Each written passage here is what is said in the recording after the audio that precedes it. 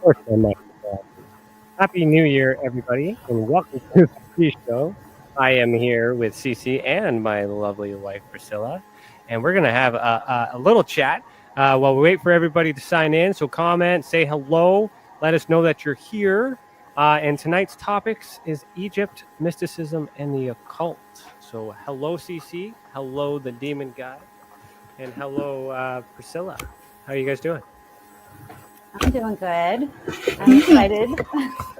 I'm so proud of you. You're here volunteering your time. She does exist. Yeah, I exist, but I'm only here for the Egypt talk. Of course. Okay. So what is it that you what do you want to learn about Egypt? What kind of questions you got? What do you think? Um, I think one of the biggest ones is about the reincarnation and why there were so many steps in preserving the body when I feel that now we kind of what we think we know is that it's just the spirit or the soul itself that gets reincarnated or comes back. So that was one of my questions. Why so much care with the body? All right. So Jason is in the background. If you got answers for that, then maybe we'll get into that. I can see you. But I can see you. Cece, anything you want to get into? No, just that's a great question. So first off, that's a really great concept to dive into. I think with the Egyptian reincarnation and how they care for their afterlife. I think maybe just to add to that, maybe some of their beliefs around various gods and potentially some of the meaning as to why they have primarily animal Okay. heads of various kinds representing their gods. That would be interesting for sure. So what about the connection with mysticism and the occult? For me, I'd be more like, let's get into ancient symbols and masonry and things like that. And I think I see him nodding his head there. He wants to get into that too. So that's it, I guess. So this is the pre-show.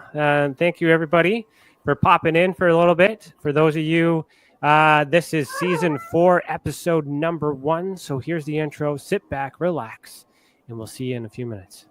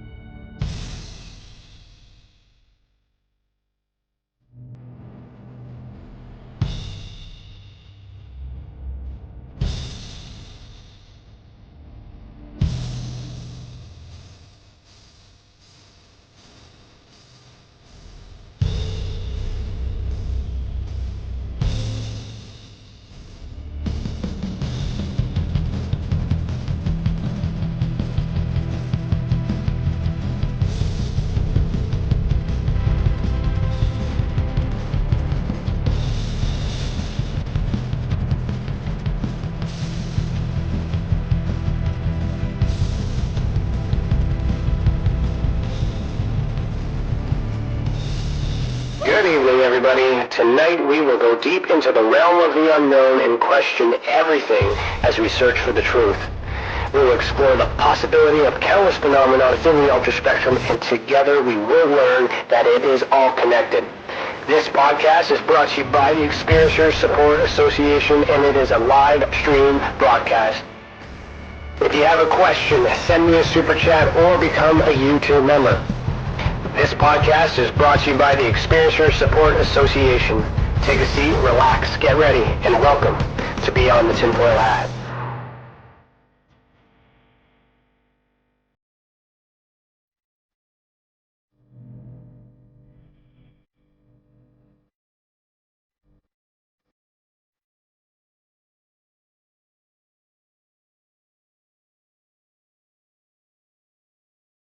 Hello. So today is Thursday, January 6th, 2021, and I, Ryan Stacy, am your host this evening. I'm a licensed private investigator, citizen journalist, and the director of investigations for the Experiencer Support Association. Welcome to the channel, and thank you for joining us this evening. Remember to super chat, click the $ next to your name in the comment box. And if you're in the observation deck, which I see you guys running around for some reason, that's interesting. We're in the Experiencer Hall. So go in, put your questions in the public chat, and I'll try to get to those if I can. So our guest for season 4, episode 1 is Jason Quitt. Jason is a lifetime experiencer who has been studying various energies and various energy modalities and spiritual practices since 2002. He's a graduate of the Institute of Energy Wellness in 2005, author of Egyptian Postures of Power, and Jason has been teaching and lecturing on the subjects of mysticism, astral projection, meditation, and Qigong since 2010. Jason has continued his study of ancient systems of mysticism and wellness, shamanism to this day, and he also is 40 minutes away from me, and I like that, fellow Ontarian. So Jason, put on your tinfoil hat. We're about to go down a rabbit hole. How are you doing? Oh, you have one. That's awesome. But as a conspiracy theorist, I know that tinfoil actually does not block those things. So I know, but they still wear them. This is beyond that, what beyond that. So just so you know, I got Cece and Priscilla in the backstage. If you guys want to be brought in at any time, since this is new, just send me a text and I'll bring you in, because I can't hear you. So today we start off with our first icebreaker from Tim the Demon Guy Morrison, and he's going to kick the show off.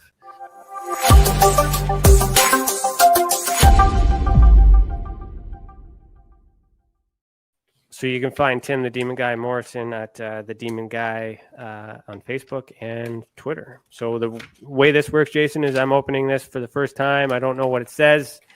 He's in the chat. I saw him chime in. Good to see you.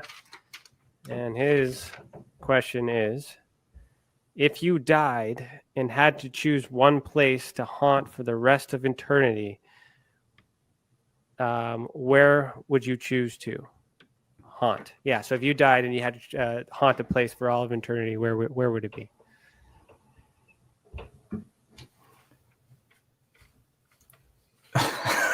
Yeah, definitely on the spot.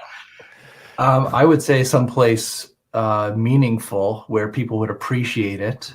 So either at a large theater or some type of library or some type of university or hall, where a lot of people gather, and then they'll know the story of the haunting of this place.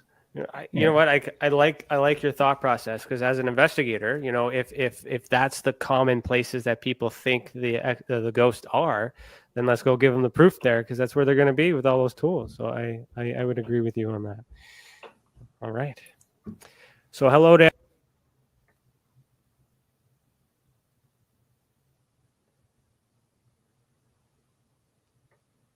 Sometimes that happens. I don't know why. I haven't figured that out. Hello, Serena. Good to see you in the chat. So, Jason, just like any other show that we do, the best question I always start with is why are you the way that you are? So how did you get to the guy that you are sitting in front of me right now? Where do you want to start? Well, that is quite the question, because there's so many things along the path that kind of puts you where you are. I would say that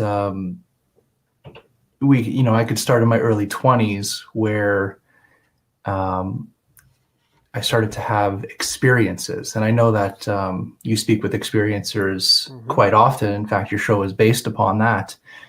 And that is the moment I feel I became part of the community, was in my early 20s. And this was around 2002. So you have to remember, this is pre-YouTube. I don't know if I was using AOL or Yahoo for search engines back then, but it was very difficult having experiences back then, because it was hard to find a support, find other people. And for years, I thought I was quite alone in what I was going through. I didn't know anybody that was going through what I was going through. And it all started with a sleeping condition called sleep paralysis. And, I've told this story probably a million times, but that was my doorway into this world, and which led me into the mysteries and to Egyptian everything. Because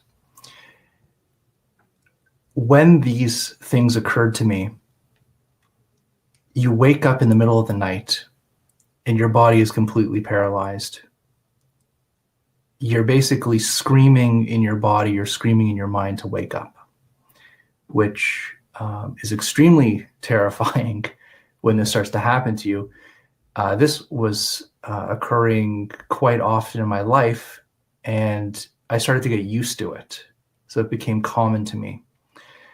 And in that state, I started to get a sense of a different body, is the only way I could describe it. And it was like the physical body became my tomb, my sarcophagus. And I had another body that was inside my body, and I could actually move that body around. So I'd be kind of like tossing inside my body, screaming to wake up, move a finger, get out of the experience. And one night I did, and I was just tossing and turning in my body to try to wake up. And I tossed so hard that I popped myself out. And it was exactly the same experience as what people describe as a near-death experience. And I found myself above my body, looking down at my body. I can see myself in bed. And at the foot of my bed, there was a very tall, shadow-like being. And remember, I didn't know any of these things before this happened. And from my limited experience of just knowing just what we're brought up to believe, instantly I thought this was the Grim Reaper. Like I'm out of my body, I'm dead. The Grim Reaper is standing in my bedroom. I thought it was over having this experience. And it just scared me so much that I got sucked back into my body and woke up. This was around 22. I was 22 years old when this event happened. And it was from that point that it opened something inside of me where I was able to kind of step back out of my body to experience whatever that new world was. And that's where I got my start into this whole path that led me to meeting some incredible people. And many of them actually. And that's how I got my start into this community, was through a woman named Joanne Eady. Mm-hmm. And for those that don't know, she was the original person that created the conference, the Alien Cosmic Expo, in I think the first one was in Brantford. Yeah, Brantford. Yeah. And I'm trying to remember if it was 2014 or 2015. It was around there. I think it was 16, 17, 18. It couldn't have been, because I already wrote the book. Okay, then 15. Then it would be 15. Yeah. And I was friends with Joanne for years before that. And I would go to her dowsing conferences and her hypnotherapy conferences. And sometimes she would ask me to speak about the different experiences of leaving your body and, what we learned on the other side. And she called me and she said, Jay, I'm putting on this conference, the Alien Cosmic Expo, and you're speaking at it. And I originally told her no, because I'm not part of the UFO scene back then. and I didn't know how I would fit in Mm-hmm. to any of that. And you were there too, so you were right there. And to give you some context, while that was happening, working for MUFON Canada, Stu Bundy at the time was like, yeah, we're going to do an event and MUFON's going to do a little 10-minute segment and you're going to do it. And I was like, no. And I was in a small little conference little room and thinking no one would show up, and that damn thing was packed. And then we both went on that conference. I remember that. We got sucked into it at the same time. And then boom, years pass. Now we're back together. Synchronicity, many, many things to come. So keep going from there.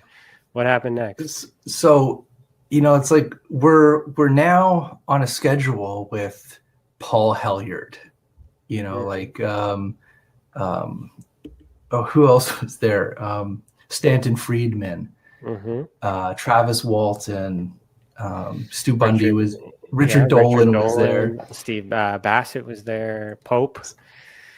Right. So all these big names. Yeah. And Jason Quitt. Right. It's my first time. And MUFON Canada, but I was a nobody then, but so still I was the guy for MUFON Canada. So I was like, and when I walked into the conference, there was a gentleman sitting right in the lobby.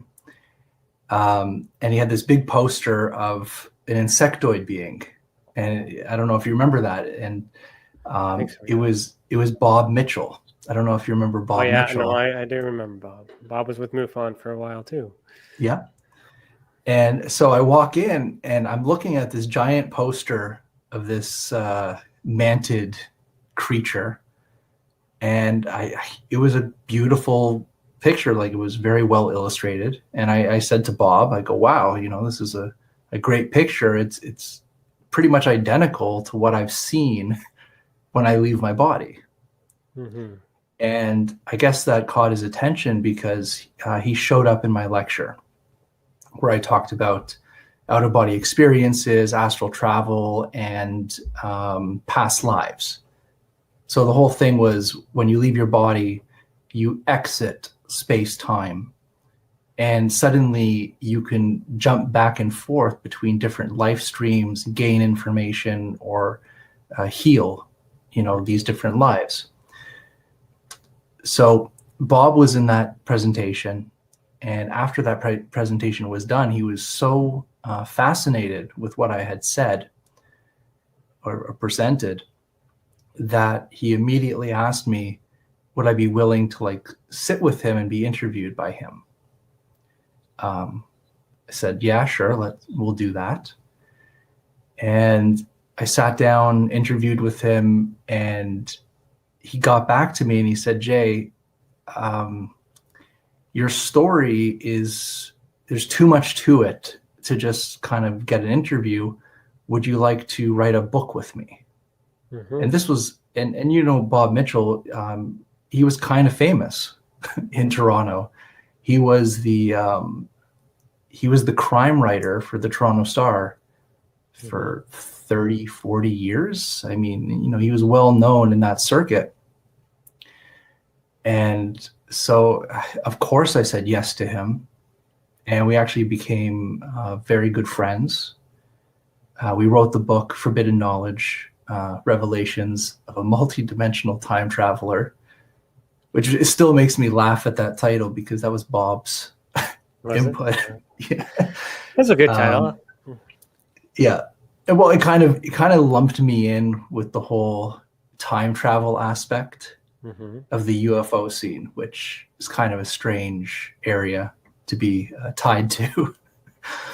But that's how I got into this community, was through Bob Mitchell basically stepping forward and saying he wanted to tell my story. And I'm entirely grateful to him. And unfortunately, he passed away within 6 months of writing that book, which was very sad because he kind of he brought me into this and then he left. So I was very much alone in the journey that we had kind of planned together. But it's great because the one thing that this community taught me was for about how many years? A good amount of time, I really did feel alone in what I was going through. And when this was happening, I went to rabbis, I went to priests, I went to, counselors, and I straight out told them, what was going on with me. And the look on their faces just told me that they're not equipped to deal with it. Mm-hmm. I was just, so I didn't know where to turn. And having that bottled up inside of you is kind of like poison.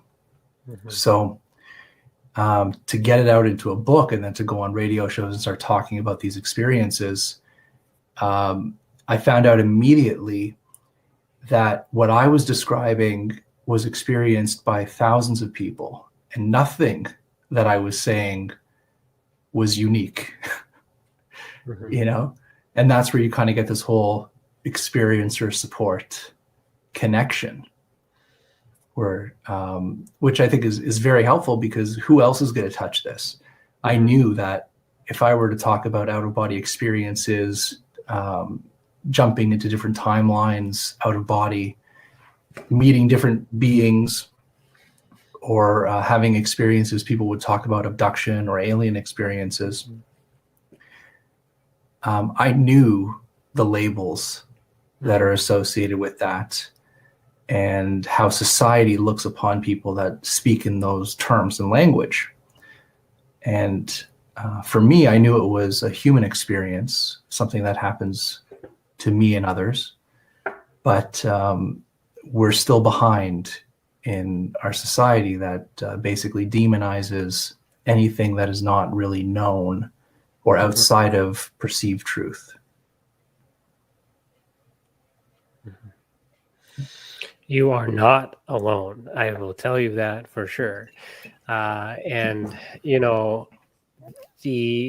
I hear you when you're saying I don't fit in with the UFO community with that. And it's interesting. Oh, my Siri's going off.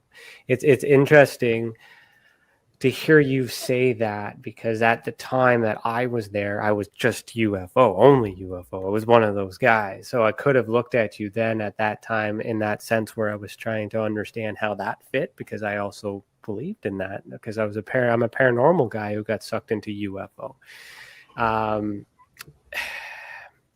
And it was talking to experiencers like you that I realized that there's more out there than UFOs, and the science and the evidence and all that other stuff always led me down this rabbit hole.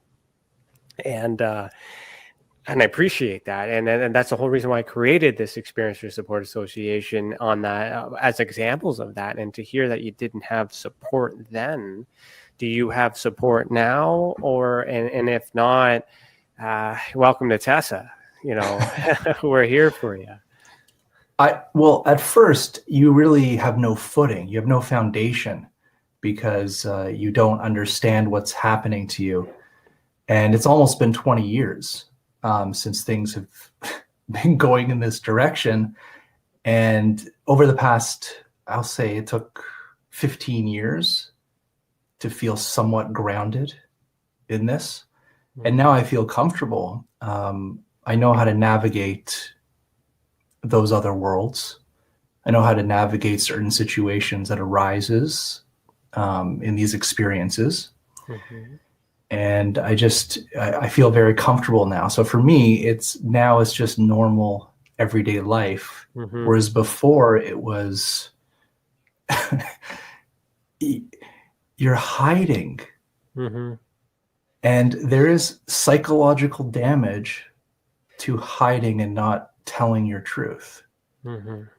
I remember meeting like new friends, or I remember even, in the past, when I was single and I was, going out on dates, I would never tell the other person about that side of my life, mm-hmm. and that weighs on you heavily emotionally, that you can't speak your truth. Yeah. That's definitely a deal breaker on the first date, but maybe, date 4, save that one for the 4th date, and then a tester. You can use it as a tester. That's right. I'll interrupt just for a second here. Wise Healing, thank you so much for becoming a YouTube member. I appreciate that. Thank you, CC, for putting that on the screen. Thank you. You are helping us keep this free for experiencers who need it. So thank you. Okay, so getting deep there. Wasn't expecting that, but like, hey, that's that you are not alone, and you're not the only one that has gone through that is going through that. So thank you for sharing that. Are you familiar with our program called Experiencers Anonymous? I am not. Okay, So I'll give you more details about that. Their next one is on the observation deck. It's inside a virtual campus, so I can give you links to that. But then we also do a Zoom link. But it's for people. It's exactly how you described. You just show up and you share your experience as you did. But then the others who are listening, like we have here, you can all talk about your experiences and see what you have to do in common. There's no investigations, there's no research, there's no journalism. But the whole idea is to get it off your chest. And if you want to report it, then we have the investigative side on that background. So we encourage you to do it, but you don't have to do it. It's not the first thing you do. So when I learned that with MUFON is they always interrupted you and said, make a report and do all these other things. Sometimes that happens when people share me the evidence. I'm like, that's great. Thank you. Blah, blah, blah. Can you make a report so I can give you some answers? But those who are in it going through this experience, they don't have time for that. So they need to let it out. So when they do that through the Experiencers Anonymous program, you feel different. You get it off your chest, and you might just get someone to be like, that happened to me too. Tears and all this other stuff, whatever you need to heal, and then you can move on and you feel not alone. That's important. You're not alone, but do you feel not alone? And the point of that as well is and the hope, because we never know who's showing up, and we keep that part private as it being anonymous. But you might just run into somebody that needed to hear what you said, because they might be quiet and never said anything, and then because you said something and allowed them to speak, and so there's that environment that's available to you. I will hook you up on that afterwards. Just show up and do that, and see and share and help others. For those of you listening, testacan.org/EA. That's how you sign up for it. We'll send you the link to the next one. How do you feel about having a program like that available to you, or in general, I guess? I think it's fantastic. And what you're doing is fantastic because, like I said, when these things were happening to me 20 years ago, literally it's 20 years now, I didn't know what an experiencer was. I didn't know that title. I just knew that whatever I was dealing with was paranormal. Yeah. And the reason I got wrapped into the whole UFO alien thing was because of my original experiences where I said that it was in the out-of-body state that I could see these beings that are described in abduction scenarios or alien scenarios, but I clearly knew that it wasn't an abduction. It was an out-of-body experience. And so I didn't have that kind of preconceived abduction, UFO type belief system, I would say. I kind of got into this in a different way. And it's interesting because back then I was like, there's nothing but machines and government and conspiracies and blah, blah, blah. And now there's so much stuff that you don't know and I want to share with you, but I don't want to take over the show. So I've now come with my research to learn and come up with a classification system that could help explain to the UFO community that us paranormal experiencers are experiencing the same phenomenon. So this sleep paralysis, that's an effect, that's technology, that perhaps could be some sort of mental visitation. So the language is still abduction, but it's the location of abduction of the mind. It's a visitation. It's psychogenic. And if it's a shadow being, there's no way to determine whether that being is extraterrestrial or a ghost. It's just a shadow being is described because that's what it looks like. That's the archetype, but it could still be either or. And so with that, when you break it down as a being was observed while you were unable to move, while you were sleeping, it doesn't matter if it's a ghost or an alien. What matters is that happened to you, and we need to figure out why. And we also need to give you resources or guide you to healers that can help you deal with that experience. And then whatever's left, let's investigate that, because we want to be sure, absolutely certain, that it wasn't, grandma walking around in her robe in the middle of the night, and all these things we forget. So we'll get more into. I just wanted to give you that reassurance that I understand that that's not there, and I get it, and we will help you 100%. It's interesting because, like you use the words technology, mm-hmm. and it's psychogenic. I was falling into sleep paralysis without intention, right? So someone could argue I was being put into sleep paralysis. Mm-hmm. But after I broke that spell, well, I'll use those terms, and I left my body, suddenly I knew that sleep paralysis was just a way of putting the body to sleep so that the astral body could now awaken and leave. Mm-hmm. So at first, it was a very negative connotation. It was very much, these things are doing something to you. They're taking advantage or they're manipulating. So immediately you have this fear based of whatever is going on, it's not you, something else is attacking you. Mm-hmm. And the more that I got into it, the more I realized it was almost like that shadow being, even though perceived to be a negative entity, was actually an initiator or a guide saying, I'm going to show you how to open this doorway. Mm-hmm. And once I show you how to open it and you take that step and know how to do it yourself, I'm no longer needed to show you this, mm-hmm. which is exactly what happened. So for me, it's like it always starts in fear. And then once it happens 500 times, mm-hmm. that fear kind of just goes away and you get completely sensitized to the situation at hand.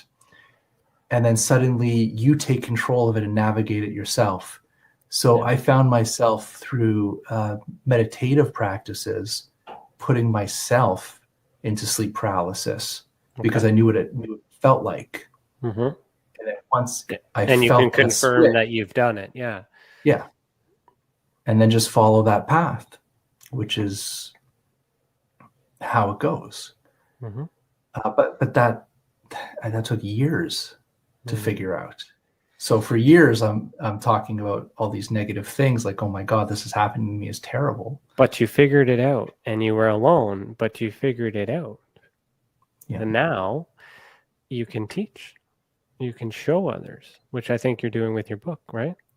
Yes. And this is where, like you mentioned healing earlier, to find healing, the first messages that I received, or the first communications I received from beings, and I'm not going to say aliens or guides or angels. I don't know what they are. They're just intelligent. And it was always about, you have to heal yourself. Like that was the main concern and the main message that was given to me. Mm-hmm. It wasn't about anybody else. It was very personal. And they said that my energy field, my life force was very damaged and weak. And because of that state, I would be influenced, manipulated, pulled, made sick, And if I don't correct this now, in this point in my life, I'm not going to be going down the right path set forth that I came into this world for. Mm-hmm. And that led me on, I would call it the shamanic journey, where I actually did get into energy medicine. I got into Qigong. I started to become a student of Algonquin shamanism. So I went down that healing path, and everything started to align and click, and my experiences with the phenomenon completely changed.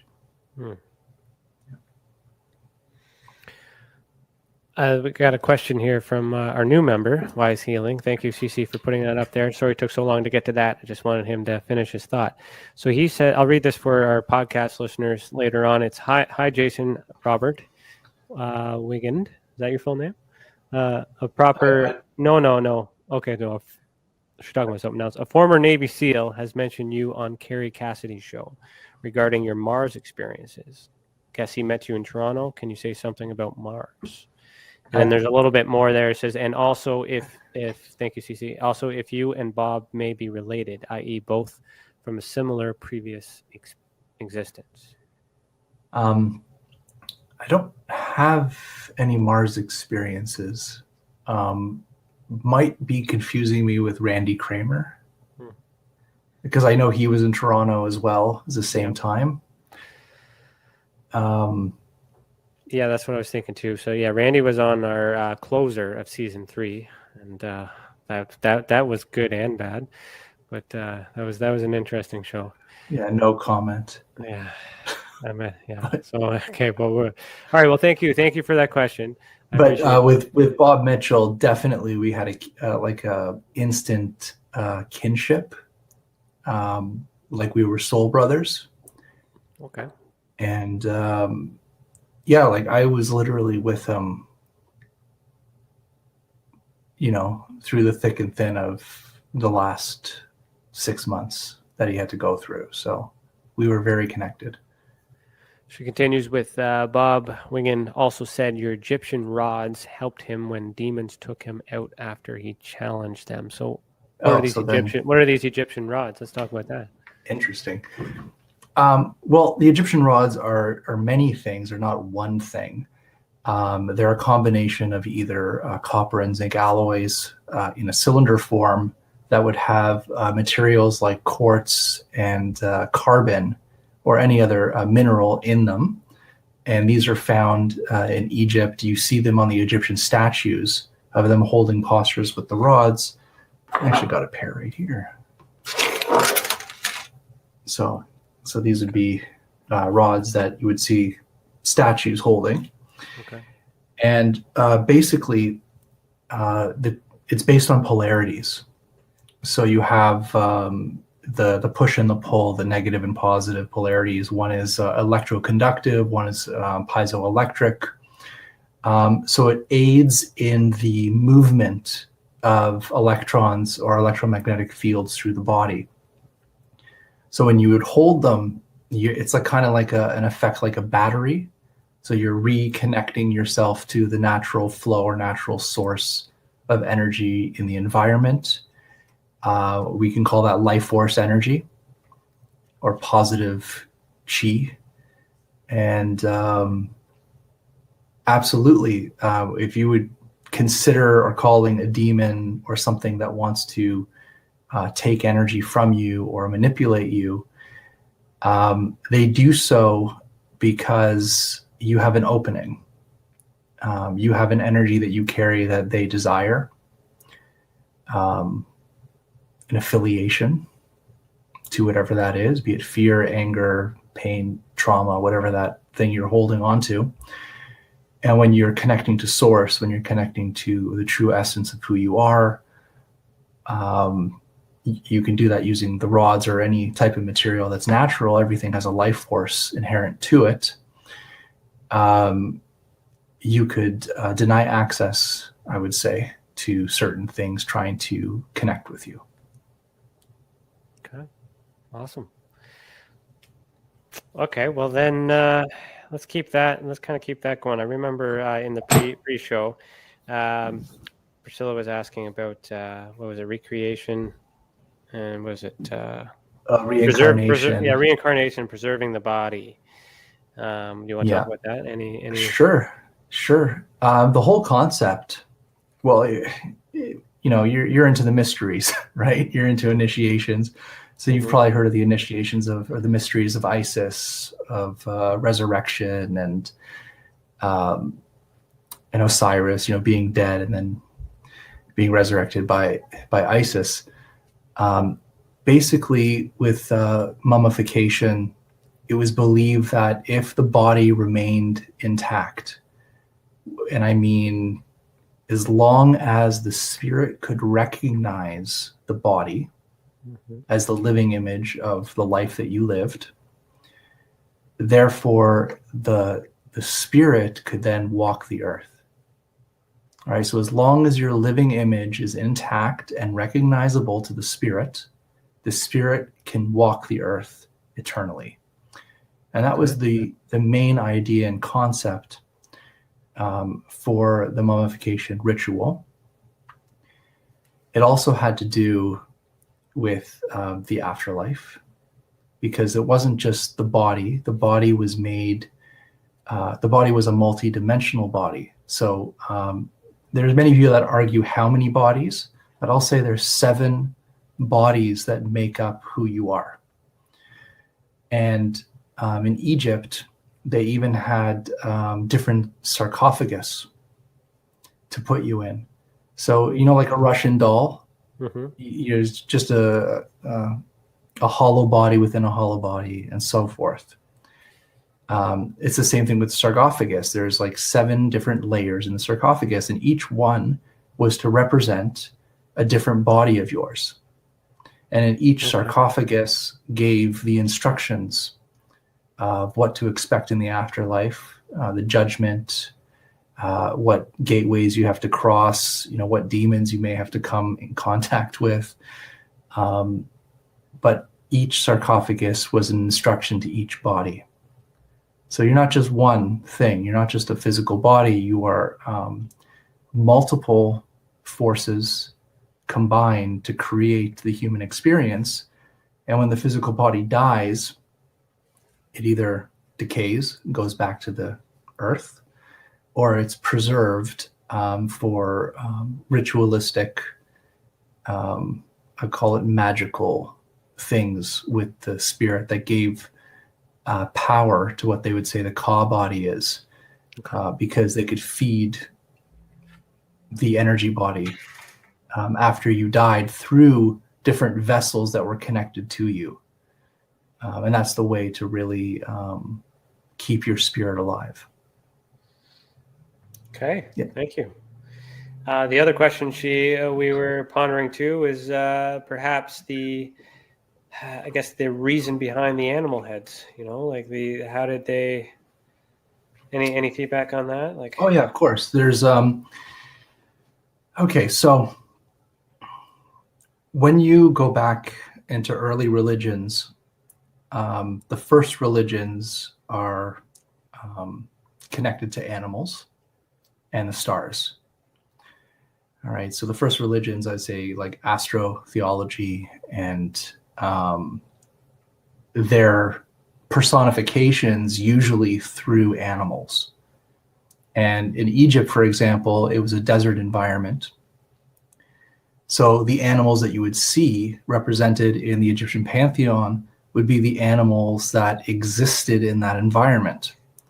And those animals would be symbolic or have allegoric tales of a natural force to explain creation. So if, for example, Horus, the falcon, the bird, he's seen, he's above the ground. He's part of heaven. His right eye is the sun. His left eye is the moon. His body is the sky. So he's represented as the falcon. Okay. So basically, the natural forces were given embodiment to the gods. So when you think of the gods of ancient times, many people look at them and say, okay, they're a supernatural being that walked the earth. But to an initiate, they weren't a supernatural being walking the earth. They were an embodiment of different wisdom and knowledge of the forces of nature, symbolically represented as or personified as the god. And when you go to other cultures around the world that have similar type of spirituality, the exact same stories are present, but the animals change or the symbology change to match the location of where these things come from. So if you're moving up north to a more forested area, your gods are now going to take on the elements of those forests and the animals that inhabit those forests. It's the same thing in North America with the totems of the different animals that are in these specific locations. And when you go to different tribes, they have different totems because it's different animals in those locations. Okay. So is it all conscious, like spiritual? It's not literal? It's never literal? I would say this because I've had interactions with what people would describe as the gods. They would come in animal head and form, and I truly believe that this is our symbolic or archetypal experience to understand what is happening or what message is going to be conveyed from that supernatural force to you. It will take on the shape of those attributes to relay that message. Okay. Yeah. Awesome. Okay, so I'm just totally engaged in that. I was just like, yeah, so totally. All right, well, thanks. All right, well, it took me a long time to get there. Just to put that out there. Well, lots it of took me studying, a long time. Yeah, no, it's good. You're there though. So, all right, let me think. What about mysticism? Like that is something else you got involved with. Oh, I got a message. Do I got a message here? Okay, yeah. So Priscilla's asking, why does the dog head weigh your heart? Oh, well, the dog head is Anubis. Okay. Anubis, and is the son of Nephesis, which is the sister of Set, Osiris, and Isis. And he is the protector of the dead. He's basically, Anubis is the ruler of the deceased and makes sure that you are protected in life and in death. Anubis was also called the dog star, which is connected to Osiris, which is Sirius, star in the sky. And it represented truth. So they, when they would measure the heart, it would be weighed against the feather of truth, which is Ma'at. And the heart had to be pure in truth. And this was also the attribute of why Anubis would lead you down the halls to be faced in the halls of judgment with Osiris, was because he represented that feather of truth, being the dog star of Sirius. Everything goes back to an astrological allegory, is what I'll say. Yeah. Okay, thank you. Tanya Chin, thank you so much for that super chat. So she says, can't seem to purchase forbidden knowledge, even Kindle. Is there a way to purchase? Big fan of Jason Quitt. No, at this time I have taken all my books away. Why? Why would you do that? Because I feel like over the past 10 years or 20 years, I've grown a lot. Okay. And there's a lot of things in those books that I wish were not in there. A lot of personal things. Remember, there was a time where I was naive enough to think that the book that I wrote with Bob would never go anywhere. It would never reach it. I thought it would just be like, something I would take to the Total Health Show and say, here's my book. Yeah. You know, I never, ever thought that it would actually go out into the world and reach people. I never believed that. So there's a lot of things in that book that I don't feel comfortable putting out into the world anymore. But I have a completely different perspective now than what I did 10 years ago. So my hope is that I'm going to rewrite a similar book to that. Okay. But I'm going to take out the conspiracy stuff. I'm going to take out the alien stuff and just go right into consciousness and the initiation into other spheres of mind. Could it all be connected though? Maybe it's part of it. Maybe it's not just one person or one entity responsible for it. Maybe they're all connected in your experience. I haven't investigated any of your experiences, but I mean, what do you think? Like, maybe what came first, the alien or the download, like the messages? Well, I think that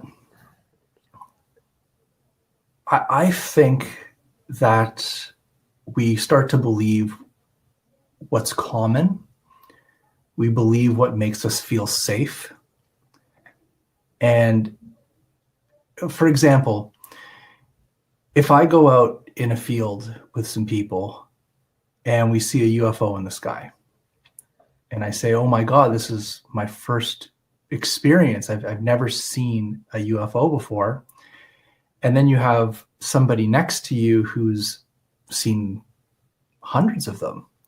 And they'll turn to you and say, oh, that's a Palladian ship, and Commander Ashtar and this and that, and you have zero experience. So you immediately listen to their story and say, okay, well, you know what you're talking about. That kind of explains what I just experienced. So I feel like when we first start into this, we're highly influenced. We can be easily manipulated into belief systems about the phenomenon simply because that's what everybody believes. Mm-hmm. Or there's a lot of information that people corroborate saying this is what it is. And over the years, I've realized that it's not what they're saying it is. And it takes people off the path, but sometimes I feel like they need to be taken off the path to kind of find their real compass. Mm-hmm. So I don't want to be a person, like if I know something over the years changed, mm-hmm. or if I have a different explanation, mm-hmm. I'm not going to continue spreading the information where I thought mm-hmm. this is what it was, where now I know it's not what it was. Mm-hmm. You see? Yeah, and like, so with the ultra spectrum classification system that I created, it's to prevent or at least help people that do that, dial it back to the root. So whatever you call it, like let's take beings for an example, as we go back to your shadow figure, that's the term that you use to describe Mm-hmm. it. Alien, ghost, apparition, it's a being observed. So at least at the end of the day, no matter what you're trying to identify it or classify it as, if we can agree that you're confident that it was a being by the definition of a being, like it was solid matter in your room, then you can start to have a conversation about how anything got into the area, into the space. When we have people that say, yeah, for sure, that's a Palladian thing and whatnot, they're very confident, but they're calling it Palladian because how much of that is belief? How much of that is what they think it might actually be, or how much of that are they actually seeing in reality? Because you might be viewing that location in the third dimension, but perhaps they have a psychic ability that's that they're unaware of, and they're viewing it in the interdimension. in the ether, in the ultraspectrum. So in that moment in time, you got two experiencers looking in the same spot, but one calls it this, one calls it another. Who's right and who's wrong? But you can agree, I hope you would agree, when you have a conversation and you classify this event, if I were to measure them separately, that it was aerial activity.